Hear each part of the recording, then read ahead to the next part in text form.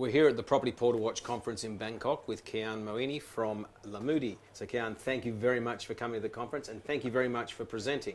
My pleasure. Okay, it was a fascinating presentation about what Lamudi is doing. What I'd like to understand a bit more is, we all know Lamudi from a few years ago, where you were going into emerging markets, a common platform, and having success in some markets and a lot of learnings in other markets. Tell us about Lamudi today. Yeah, so as you just mentioned, I think we emerged a fair bit from let's try to win over the world in classifieds to focusing on the countries where not only actually we have very strong traction, but also the market actually allows for this traction. So, yes. There's monetization potential, market adopts online, and that led us to Mexico, Philippines, and Indonesia. And the latter actually now not only us focusing on classifieds, which is actually going really well, but on top building a brokerage. And the world is talking about tech brokerages. I think that's pretty much exactly what we're building, only that there's 100 different ways of how to execute it. And I think we found a model where we're super well aligned, classifieds and the brokerage, where not only they're aligned, but on top they actually accelerate each other. Okay, so what's interesting is that last point, is how does a traditional classifieds advertising business coexist with a tech brokerage? What are the ways which they work together, and what has to be done separately? Now, I think, well, obviously there's a couple of secrets to it that I cannot share, but then I think the most obvious is that between differentiation and classifieds leads provided to clients, to particularly now developers in this case, it needs to be 100% clarified and made sure that those leads cannot be leveraged by the brokerage. Right?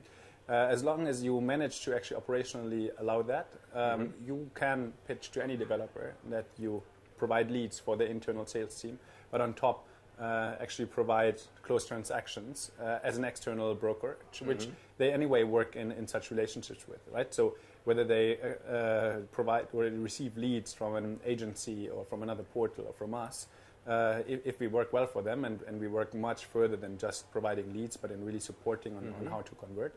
While on top then, again, being able to sort of consolidate a little bit of the large number of external players that the developer has to work with and then administer, to working with one party, and that allows them actually to focus a lot more on the internal department. Okay, great. And when you look at the success you've had to date, I mean, you seem to have cracked some of the code in terms of really rolling this out. What are the success that you're having in the Indonesian market? So, as shown in the presentation, we've grown insanely well over the first 14 months, basically now of the having launched the new model. We have consistently now gotten to more than 100 transactions per month. Fantastic.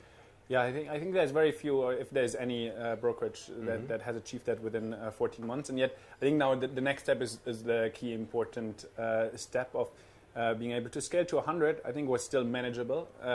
Going from 100 to 300 will be, I would think, actually a bigger step for us to achieve. Not only because basically we need to not to refine the model anymore, but we actually need to be able to administer that growth not only on an internal sales structure and organization side, but even more, I mean, simply, literally the administration of each individual deal, communicating with the developer what he requires on his end to close a transaction, on what we need to provide and then receive in terms of the fulfillment of the commission, both receiving and also paying out to partners.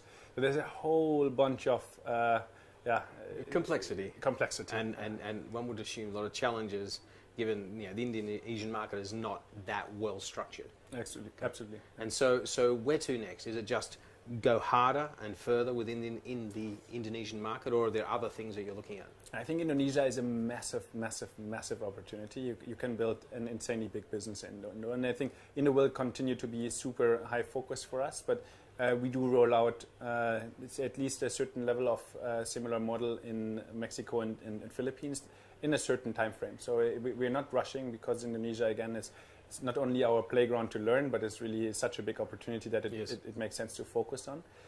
But then having understood how classifieds and brokerage work well together has such insane added value, not only for us as a business, but that comes from the reason that we provide so much added value to the consumer, that it just seems logical that we want to bring that model then to further markets.